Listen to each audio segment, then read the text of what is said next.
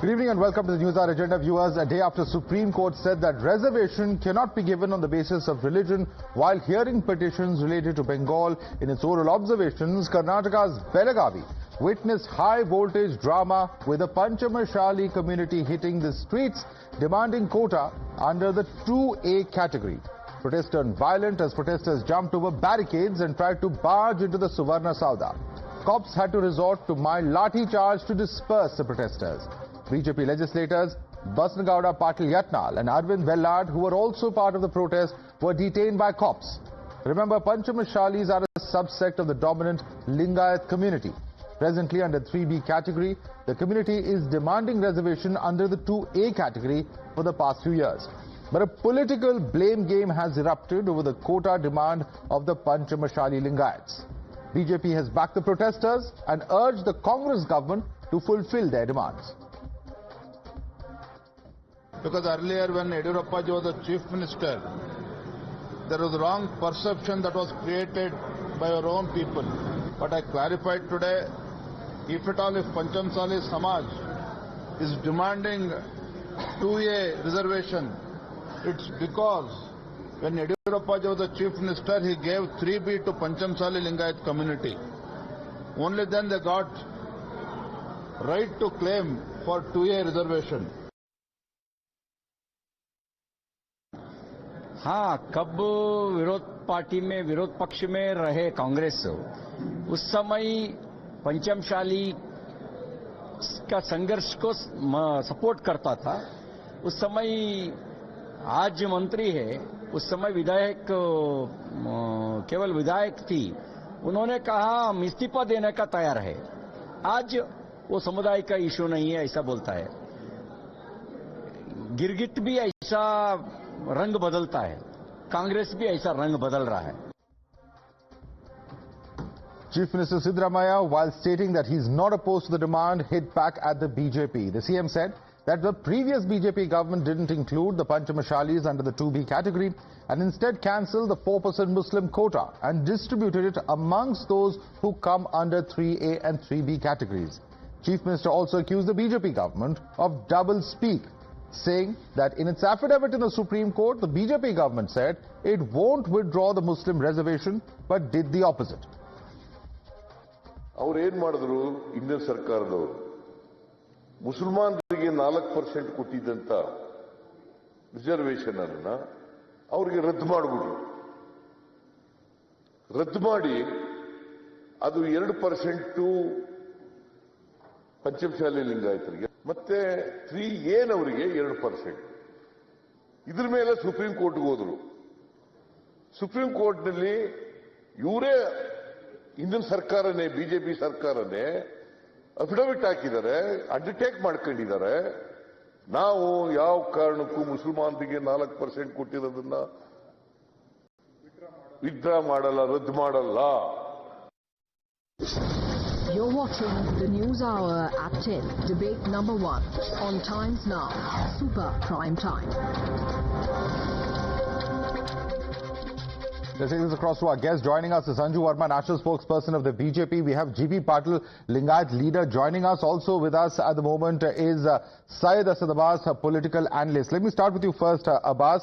The big question is, at a time, just yesterday, the Supreme Court hearing a different matter in the West Bengal context, and that's about OBC reservation, says that religion cannot be the basis of reservation.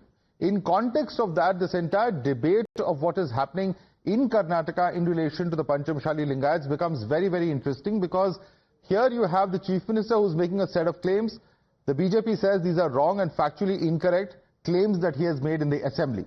How would you then justify the 4% Muslim quota in that context?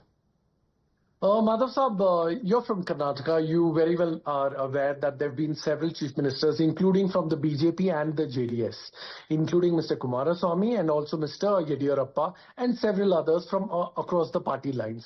The fact is, this has been existing since many, many years. Even during H.D. Devegowda, Kumaraswamy, Yediyurappa, and also D.V. Sadanand Gowda too. The Bharatiya Janata Party never relayed this then. The fact is, this was brought in, the 4% reservation for Muslims during H.D. Devegowda's time.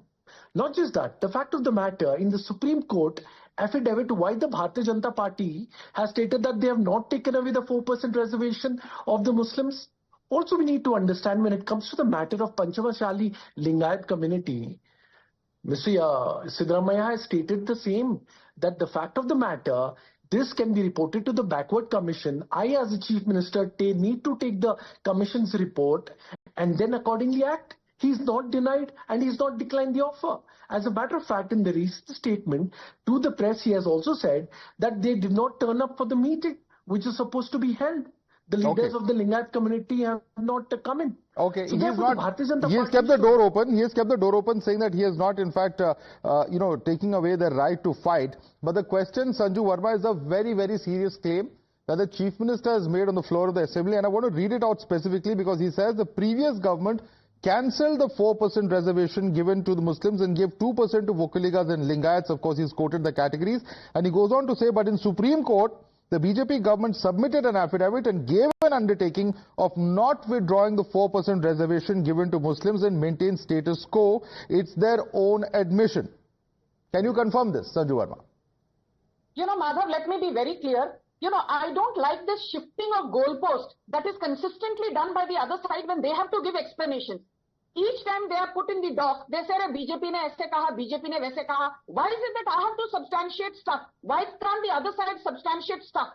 Now let me come to some very important things, which your audience needs to know. Abbas said that, Deve Gowda was the one who introduced reservation for Muslims.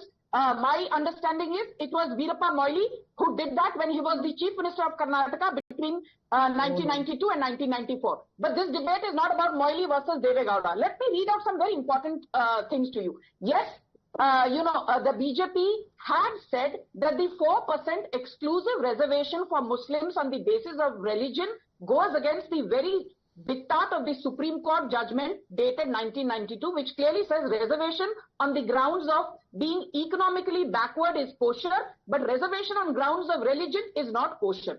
That is the submission that the BJP made to the Supreme Court, point number one. Point number two, the BJP said it has no problem if that 4% is distributed between Veerashaivas, Lingayats and Vokaligas. At the same time, in order to help Muslims who are actually educationally or economically backward, the BJP said, let there be a separate EWS that is carved out and the Muslims can avail benefits under the EWS category. And as we speak today, Madhav, you should know this. Today in Karnataka, reservation for scheduled tribes stands at 7.5%, for scheduled castes at 15%, for the OBCs at 27%, and for EWS at 10%, taking the total to 59.5%, which is above the Supreme Court stated limit of 50 or 52%. So the BJP is very clear. If you have already hit the 59.5% limit and you are in violation of the Supreme Court's stated diktat on this issue, there has to be some place from where reservations are taken out and some place where they are necessarily added. Okay. There has to be an equitable distribution between Lingayats, Vokaligas, Veerashaivas, the Muslim community and the OBCs in Karnataka. Which is why what the government does from here on in Karnataka is very, very significant. But let me bring in Syed Aslam Pasha. Syed Aslam Pasha, on the one hand, the Karnataka government says that we are not against the right to fight. That's what the Chief Minister is saying. If that is indeed the case, then why did the district administration not allow this protest? Question number one. And question number two, how do we know that and how do we ensure that this is not perceived as mere political posturing and reaching out to one particular vote bank? Madhav, good evening and thank you for having me in this show. Madhav, first of all, let me tell you, right, if you're talking about political posturing, you need to question the BJP when they snatched away the 4% reservation of Muslims in March 2023. That is called as political posturing. Second most important, if you snatch away the reservation from Muslims, they are trying to do the polarization to the majority community. Let's come to the facts now. Even after 2 decades of Sachar committee report, where the reservation has to be on socio-economic and educational status, even today, after 2 decades of Sachar committee report, Madhav, I should tell you, the literacy rate of Muslims is still trending at 80.7%. There are about 17% of Muslim men who have never seen the primary education. Between the age of 3 and 35, 17% of Muslim men have never seen schools, the primary schools. 20.4% of Muslim women have never seen schools. That is what is called as the socio-economic and educational backward status. The Muslim representation in the bureaucracy is at 2.4%, whereas the population is around 14% in the nation. Our bureaucracy representation is just 2.4%. Where are we standing? We are thickly populated in the urban areas or the villages. Look at the facilities, look at the hospitals and the educational institutions which are available in the Muslim-dominated areas. Now, if you are thinking that doesn't justify reservation because the Supreme Court is saying so, sir. And it has said so in various judgments in the past. Even if I take all your statistics at face value. Madhav, my simple question to you is, we already had the reservation in Karnataka. It is the BJP government who snatched the rights of the Muslims. The 4% reservation was pulled out by the BJP government. I want to ask you, was there no reservation by the Supreme Court then? It is the BJP government which pulled out the Muslim reservation. Well, the matter went before the Supreme Court, and that's why they are saying that this is a statement given by the then BJP government. But since there's a direct allegation against the BJP, Sanju Verma. One second, Sanju Verma, quickly respond. You know, Madhav, this is what I say, twisting facts. First and foremost, let me tell you what the BJP opposed. Sidda went to the Supreme Court saying that out of the total population of 7 crore in Karnataka, Muslims account for 13% of the population, which means around 91-92 lakh people in Karnataka are Muslims. Sidda said the entire Muslim community of 91 lakh odd people should be given reservation because all of them are backward. So the BJP opposed that. BJP said all Muslims in Karnataka are not backward, point number 1. Point number 2, since you lambast the BJP, let me tell you, who carved out reservation within reservation and put Muslims under the EWS category of 10% so that Muslims can benefit? It is the BJP government. It is not Sidda.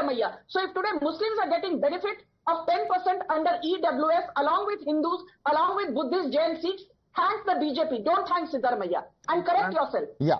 Yeah, in fact, Syed Aslam Pasha, you should respond to that because they are saying all that we told the court is that giving one particular community, you know, a specific religious community reservations is unconstitutional, and therefore they have justified their 4% quota being removed. That's what the BJP has said.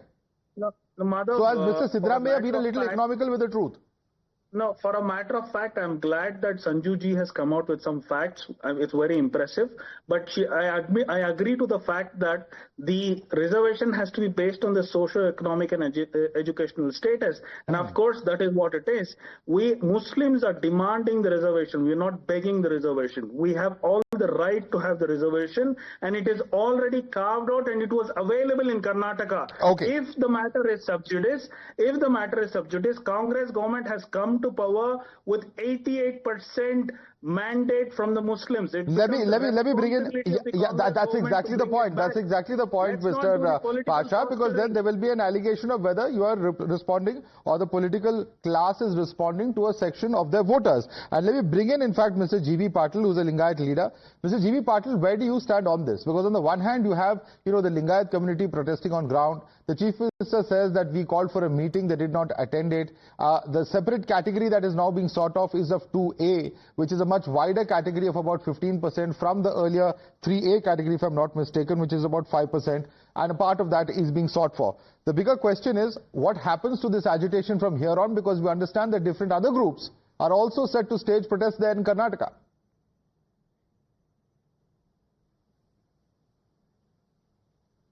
Thank you for calling me and making me part of this debate. First of all, I would like to protest the high-handedness of police officers in Belgaum. Due to this, around 40 people have been injured and so many have been hospitalized. This is the biggest mistake this present government has done this in Karnataka. First of all, I am making the political leaders responsible for this. This is Mr. Kashap Nawar, Mr. Vinay Kulkarni, Mrs. Lakshmi Hebbalkar, Mr. Basangauda Patil Yatnal, Mr. Arvind Bellas, and those who were present on the dais are responsible for this heinous crime. When they are knowing that the government cannot be given reservation because of the Supreme Court and some reservations issues, how they can call the people to come to the street and make this all lawlessness. This is condemnable. This is the responsibility of the Lingayat Panchamasali leaders. They should quit first and then come. Then it should be non-political movement.